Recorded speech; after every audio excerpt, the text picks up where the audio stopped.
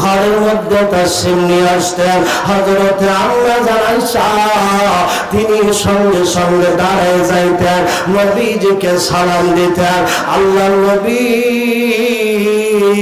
রহমাতুল লিল আলামিনকে সালাম দিলেন আমার ভাইরা আল্লাহর নবী হযরতে আম্মা জান আয়েশা রাদিয়াল্লাহু তাআলা আনহাকে ডাক দিয়ে বললেন আয়েশা রে তুমি একটু বসে যাও দাঁড়িয়ে থাকিও না বসে যাও আল্লাহ নবী অনুমতি দিলে হযরতে আম্মা জান আয়েশা তিনি বসে গেলেন এবার আল্লাহর নবী রহমতের নবী দয়ার নবী হযরতে আম্মা জান আয়েশার কোলের মধ্যে মাথা রাখলেন মাথা রাখার পর নবীজি আমার আরাম করতেছেন হায়রে রহমতের নবী দয়ার নবী নূরের চেহারা মোবারক নিয়া হযরতে আম্মা জান আয়েশা রাদিয়াল্লাহু তাআলা আনহার কোলের মধ্যে ঘুমাচ্ছেন পর্দায় ঘুম ধরে গেল ঘুমাচ্ছেন নবীজি আম্মা জানের কোলের মধ্যে হায়রে হযরতে আম্মা জান নবীজির দাড়ি মোবারক করে নিজ হাত মোবারক দ্বারা নাড়তেছিলেন আর দাড়ি মোবারক গুলি হাত দিয়ে হাতাইতেছিলেন এমন সময় নবীজির পাকা দাড়ি মোবারকটা হযরতে আম্মা জান আয়েশার নজরে পড়ে গেল এ বন্ধু হযরতে আম্মা জান আয়েশা নবীজির দাড়ি মোবারক গুলি খুঁজতেছেন পাকা দাড়ি সাদা দাড়ি গুলি খুঁজতেছেন দাড়ি গুলি খুঁজতে খুঁজতে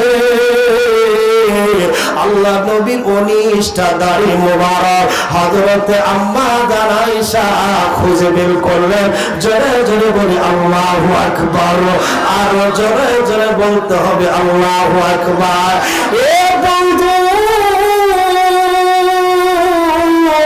ও আমার পর্দার ভিতরের মা বোনেরা গভীর মনোযোগ দিয়ে দাও হয়তো আর জীবনে আসা হবে কিনা জানি না রে বাজার আমার ভাইরা গভীর মনোযোগ দিয়ে কথাগুলি শুনতে হবে আমার ভাইরা দিলটা কিন্তু আজকে নরম করে যেতেই হবে এক ফোঁটা চোখের পানি ফেলেই যেতে হবে আজকে কথা বলেন ঠিক কিনা আম্মা জান হযরতে আয়েশা সিদ্দিকা রাদিয়াল্লাহু তাআলা আনহা নবীজির কয়টা দাড়ি মোবারক খুঁজে বের করলেন 19টা দাড়ি মোবারক খুঁজে বের করলেন খুঁজে বের করার পর হযরতে আম্মা জান আয়েশা আর চোখের পানি রাখতে পারলেন না কে ওয়াসাউতি এক ফোঁটা চোখের পানি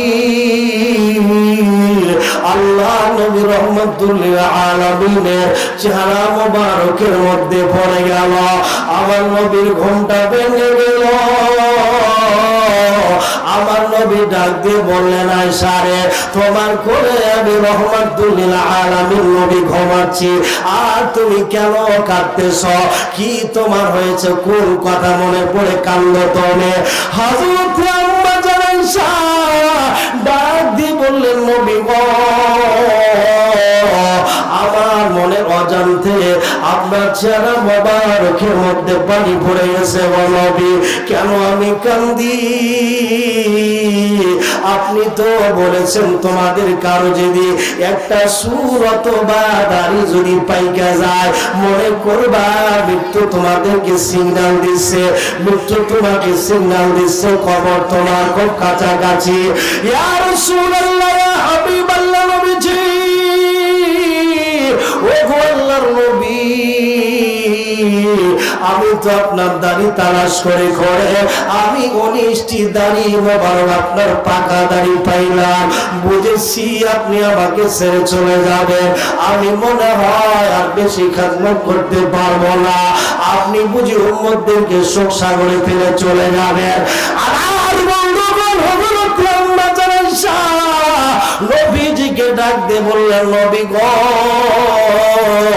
আপনি আমাকে ছেড়ে চলে যাবেন আমি মনে হয় আর বেশি খেদমত করতে পারবো না আপনার আপনি উম্মতদেরকে শোক সাগরের মধ্যে ফেলে দিয়ে চলে যাবেন আমার নবীজি হযরতে আম্মা জান আয়েশা সিদ্দিকা রাদিয়াল্লাহু তাআলা আনহাকে ডাক দিয়ে বললেন, আয়েশা রে,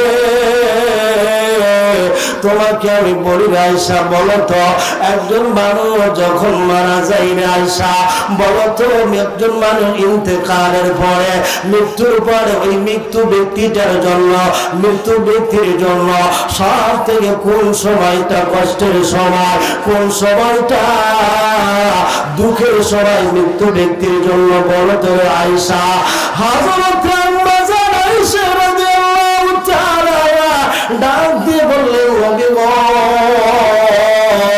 এই বিষয় আল্লাহ রাসূলই ভালো জানে। তারপরে আমার নবী বললেন, আয়েশা তোমার মুখ থেকে শুনতে চাই আয়েশা, বলো তো একজন মানুষ মৃত্যু করলে, মৃত্যুবরণ করার পরে ওই মৃত্যু ব্যক্তির জন্য কোন সময়টা কঠিন সময়, দুঃখের সময়?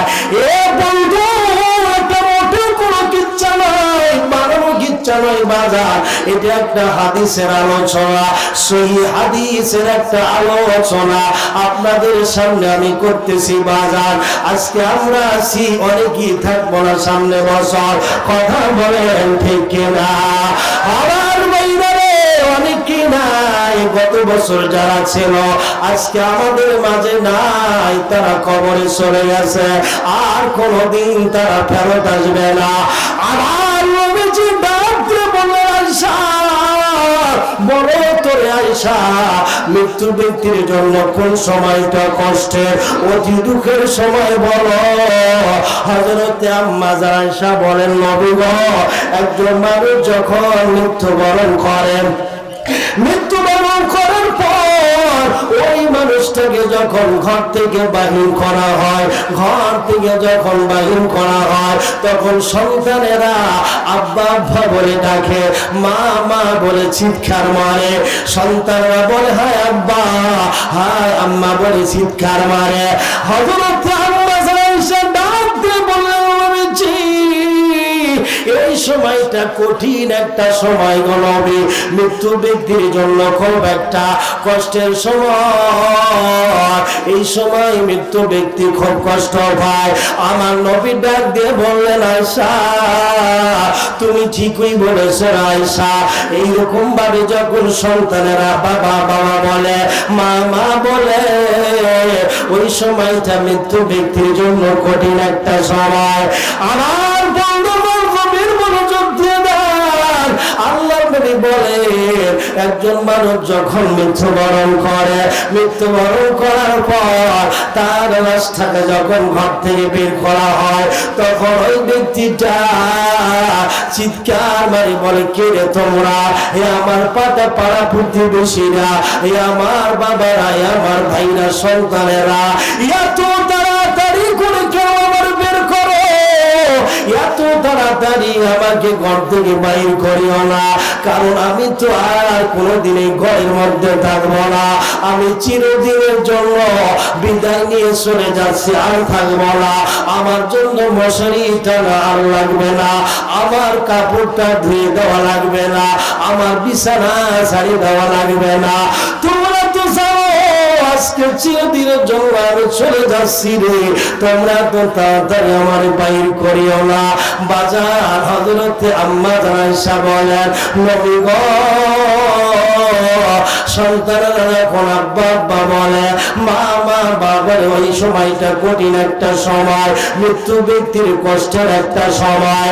এবার আমার নবী ডাক দিয়ে বললেন, আয়েশা এরপরে কোন সময়টা রে আয়েশা বলো তো? তারপরে মৃত্যু ব্যক্তির জন্য কোন সময়টা কঠিন একটা সময়, কষ্টের সময়, দুঃখের সময় বলো রে আয়েশা। এবার হযরত আম্মা জান আয়েশা বলেন, ইয়া রাসূলুল্লাহ, ও নবীজি, একজন মানুষকে যখন কবরের মধ্যে রাখা হয়, কবরের মধ্যে রাখার পরে ওই মানুষটার কিন্তু কর্ম ছাড়া আর তার সঙ্গে কোনো কিছুই থাকে না, শুধু কর্মটা তার সঙ্গে থাকে, তার সঙ্গে গাড়ি যায় না, বাড়ি যায় না, অর্থ সম্পদ কোনো কিছুই যায় না, কিন্তু আমল, শুধু তার আমলটা থাকে, কিন্তু কর্ম। ইয়া রাসূলুল্লাহ,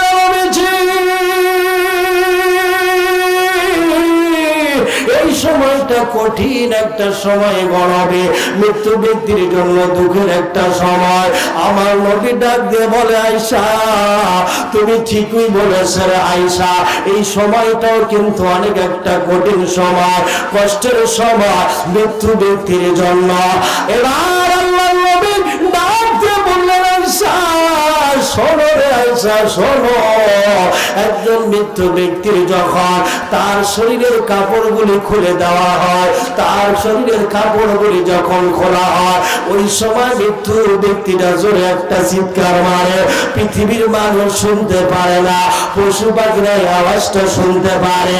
ওই মৃত্যু ব্যক্তির কাপড় যখন খোলা হয়, মৃত্যু ব্যক্তিটা ডাক দিয়ে বলে, আমার ভাইরা, আমার পাড়া প্রতিবেশী, তোমরা আমার শরীরের কাপড়টা আস্তে আস্তে তোমরা খোলো, জোরে খোলিও না, কারণ আমার শরীরের মধ্যে অনেক ব্যথা লাগে।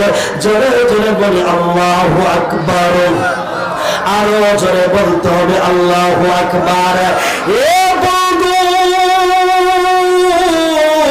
আমরা তো শরীরের কাপড়গুলি খুলি, কোনদিন তো শরীরের কাপড় খুলতে, শরীর থেকে কাপড় খুলতে ব্যথা পান নাই, কষ্ট পান নাই, কিন্তু মরার পরে যখন মানুষের শরীরের কাপড়টা খোলা হয়, মৃত্যু ব্যক্তি শিক্ষান দিয়ে বলে, হে পাড়া প্রতিবেশীরা আস্তে আস্তে করে রে আমার শরীরের কাপড় খোলো, আমার অবস্থা বড় খারাপ, আমার শরীরের মধ্যে বড় ব্যথা লাগে, আমার দেহের মধ্যে বড় কষ্ট লাগে। আমার হযরত আয়েশা সিদ্দিকা রাদিয়াল্লাহু তাআলা আনহাকে ডাক দিয়ে বলেন, আয়েশা এই সময়টা কিন্তু মৃত্যু ব্যক্তির জন্য কঠিন একটা কষ্টের সময়, দুঃখের সময়। এরপরে আমার নবী হযরত আম্মা আয়েশাকে ডাক দিয়ে বলেন, আয়েশা রে, এরপরে মৃত্যু ব্যক্তিকে আমার বন্ধুগণ আল্লাহর নবী বলেন, আল্লাহর নবী রাহমাতুল লিল আলামিন তিনি বলেন, আয়েশা এরপরে মৃত্যু ব্যক্তিকে যখন গোসল করানোর জন্য পানি গরম করা হয়, এরপরে যখন গরম পানিটা ঢেলে দেওয়া হয়, এমন সময় আবার মৃত্যু ব্যক্তিটা চিৎকার মারে আর ডাক দিয়ে বলে, কি আমার ভাইরা রে, এত গরম পানি তোমরা আমার শরীরের মধ্যে দিও না, অতি গরম পানি দিও না, আবার অতি ঠান্ডা পানি তোমরা আমার শরীরের মধ্যে দিও না, আমার বড় কষ্ট লাগে, আমার বড় গরম লাগে, আমার বড় কষ্ট হয়, কারণ আমাকে কিছুক্ষণ পূর্বে মালাকুল মউত আমার অবস্থা খারাপ করে ফেলেছে। পৃথিবীর মানুষেরা গভীর মনোযোগ দিয়ে দান বাজার, আমার ভাইরা গভীর মনোযোগ বাজার।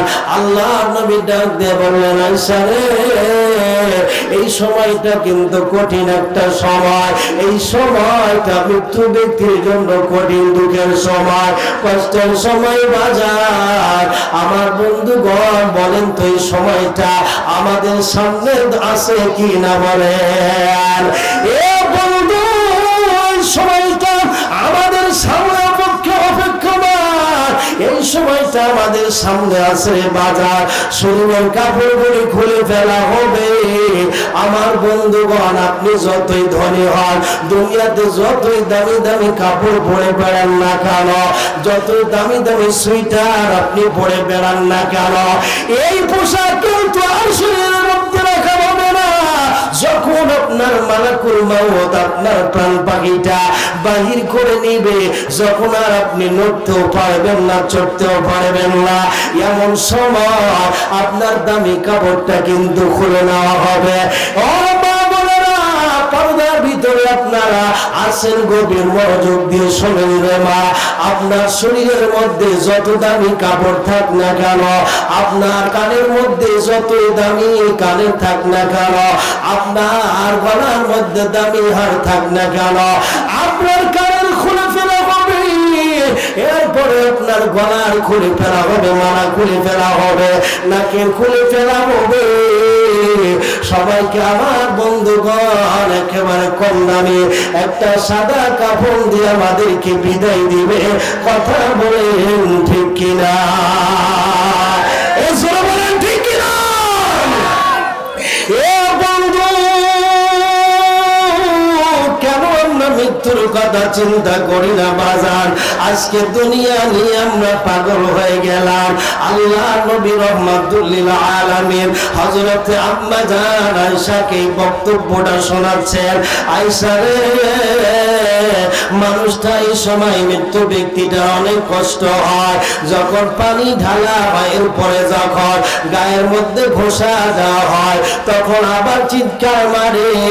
ও আমার প্রতিবেশী ভাইয়েরা, আস্তে করে আমার শরীরের মধ্যে তোমরা ঘষা দাও, আমার অবস্থা বড় খারাপ হয়ে গিয়েছে, আমার শরীরের মধ্যে ব্যথা লাগে, ব্যথা লাগে, আস্তে করে তোমরা ডলা দাও রে। আল্লাহ নবী ডাক দিয়ে বললেন, আয়েশা, এই সময়টা কিন্তু কঠিন একটা সময়, মৃত্যু ব্যক্তির জন্য কঠিন একটা দুঃখের সময়, কষ্টের সময় রে আয়েশা। এবার আল্লাহ নবী ডাক দিয়ে বললেন, আয়েশা, এরপরে আয়েশা মৃত্যু ব্যক্তিকে যখন কাফনের কাফন পরা হয়, কাফনের কাফনটা যখন পরা হয়, শরীরটা ঢেকে দেওয়া হয়, এরপরে যখন মুখটা ঢেকে দেওয়া হয়, আবার ওই মৃত্যু ব্যক্তিটা চিৎকার মারে আর ডাক দিয়ে বলে, আমার ভাইরা, তোমরা আমার শরীর ঢাকো, কিন্তু এত তাড়াতাড়ি তোমরা আমার চেহারাটা ঢেকো না, আমার মুখটা তোমরা ঢেকে দিও না, কারণ আজকে তো আমি চিরদিনের জন্য চলে যাচ্ছি, আর কোনোদিন আমি ফেরত আসবো না। আজকে আমি সব কিছু ছেড়ে চলে যাচ্ছি, আর কোনোদিন আমি ফেরত আসবো না, চিরদিনের জন্য বিদায় নিয়ে চলে যাচ্ছি। আজকে আমি চলে যাব, যতক্ষণ পর্যন্ত আমি থাকবো তোমরা আমার চেহারাটা খুলে রাখো, আমার আত্মীয় স্বজনেরা যেন, আমার ছেলেরা, আমার ভাইরা যেন আমাকে শেষবারের মতো দেখে নিতে পারে রে। আমি তো আর আসবো না, এমন জায়গায় চলে যাব। গভীর মনোযোগ দিয়ে দাও বাজার। আল্লাহ নবী বললেন, আয়েশা, এই সময়টাও কিন্তু মৃত্যু ব্যক্তির জন্য কঠিন সময়। ডাক দিয়ে বলে, পৃথিবীর মানুষেরা রে শোনো, আমি তো চলে যাচ্ছি দুনিয়া থেকে, আজকে আমার সন্তানটা এতিম হয়ে গেল, আমার স্ত্রীটা বিধবা হয়ে গেল, তাদেরকে তোমরা কষ্ট দিও না, তাদেরকে তোমরা আঘাত দিও না, আমি চলে যাচ্ছি, আর কোনদিন ফেরত আসবো না। আমার নবীজি ডাক দিয়ে বলে, আয়েশা, এই সময়টাও কিন্তু কঠিন একটা সময় রে আয়েশা, এই সময়টা কঠিন একটা সময়, মৃত্যু ব্যক্তির জন্য দুঃখের সময়, একটা কষ্টের সময়। এই আয়েশার পরে ওই মৃত্যু ব্যক্তিকে যখন খাটলির উপরে তোলা হয়, খাটলির উপরে তোলার পরে জানাজা নামাজের জন্য ময়দানে নিয়ে যাওয়া হয়। কথা বলেন ঠিক কিনা? জানাজা নামাজের জন্য ময়দানের দিকে যখন যাওয়া হয়, আমার বন্ধুগণ, আল্লাহ নবী রহমাতুল লিল আলামিন বলে, ওই সময় আবার ওই মৃত্যু ব্যক্তিটা চিৎকার মারে আর ডাক দিয়ে বলে, আমার পাড়া প্রতিবেশীরা, এত তাড়াতাড়ি কেন তোমরা আমাকে নিয়ে যাও, আস্তে আস্তে করে তোমরা আমাকে নিয়ে যাও, যতক্ষণ পর্যন্ত আমার আত্মীয় স্বজনের গলার আওয়াজ আমি শুনতে পাই, যতক্ষণ পর্যন্ত আত্মীয় স্বজনের গলার কণ্ঠস্বর আমি শুনতে পাই, তোমরা আস্তে আস্তে করে নিয়ে যাও, এত তাড়াতাড়ি তোমরা আমাকে নিয়ে যাও না, আমি তো চিরদিনের জন্যই চলে যাচ্ছি। আমার নবীজি ডাক দিয়ে বলে, আয়েশা, এই সময়টাও কঠিন একটা সময় রে আয়েশা, মৃত্যু ব্যক্তির জন্য দুঃখের সময়, কষ্টের সময়। এই আয়েশা, এরপরে যখন ওই মৃত্যু ব্যক্তির জানাজার নামাজ হয়ে যায়, 4 তাকবীরের সেই জানাজার নামাজ হয়। কথা বলেন ঠিক কিনা? লাশকে আমরা সামনে রাখি, রাখার কবরে আমরা দাঁড়ায় দাঁড়ায় 4 তাকবীরের সহিত জানাজার নামাজ ফরজে কিফায়া নামাজ আদায় করি। আল্লাহ নবী ডাক দিয়ে বলেন, আয়েশা রে, মানুষটার যখন জানাজার নামাজ হয়ে যায়, মৃত্যু ব্যক্তির জানাজার নামাজ হওয়ার পরে যখন মানুষগুলি এদিক সেদিকে চলে যায়, সবাই তো আর কবরস্থানে যায় না, সবাই তো আর মাটি দিতে যায় না, অনেকে নামাজ পড়ার পরে চলে যায়। আল্লাহ নবী ডাক দিয়ে বলে, আয়েশা, মানুষগুলি যখন জানাজার নামাজ আদায় করে নিজ নিজ বাড়ির দিকে চলে যায়, কেউ বা আবার দোকানের মধ্যে চলে যায়, কেউ বা আবার ব্যবসার মধ্যে মাঠের মধ্যে চলে যায়, কেউ বা আবার বিভিন্ন কাজের মধ্যে নিয়োজিত হয়ে যায়। আমার নবীজি ডাক দিয়ে বললেন, আয়েশা, এমন সময় ওই মৃত্যু ব্যক্তিটা আবার চিৎকার দেয়, ডাক দিয়ে বলে, আমার ভাইরা রে, কেন তোমরা আমাকে ছেড়ে চলে যাচ্ছ? কেন চলে যাও? অন্তত আমার সঙ্গে তোমরা কবরস্থান পর্যন্ত আমার সঙ্গে তোমরা চলো। এইরকম ভাবে মৃত্যু ব্যক্তিটা চিৎকার মারে, পৃথিবীর মানুষ শোনে না, কিন্তু পশু পাখিরাই চিৎকার শুনতে পারে। আল্লাহ নবী, রহমতের নবী, দয়ার নবী বলেন, আয়েশা রে, এই সময়টা কিন্তু কঠিন একটা সময়। আয়েশা, এই সময়টা মৃত্যু ব্যক্তির জন্য কষ্টের সময়, দুঃখের সময়। আয়েশা, এরপরে যখন কবরস্থানে নিয়ে যাওয়া হয়, এবার যখন মৃত্যু ব্যক্তিকে কবরের মধ্যে শোয়ে দেওয়া হয়, মৃত্যু ব্যক্তিটা আবার চিৎকার মারে, এ আমার আত্মীয় স্বজনেরা, ও আমার ভাইরা, অন্ধকার কবরে তোমরা আমাকে রেখে যাও, আমি অন্ধকার কবরের মধ্যে কেমনে একা একা থাকবো? এই কবর অন্ধকার কবর, এই কবরের মধ্যে কোনো বাতি নাই, কবরের কোনো জ্বালানা নাই, দরজা নাই, এই কবরের মধ্যে কেমনে করে আমি একা একা থাকবো? আমাকে ছেড়ে চলে যাও না, আমাকে তোমরা একা ফেলে যাও না।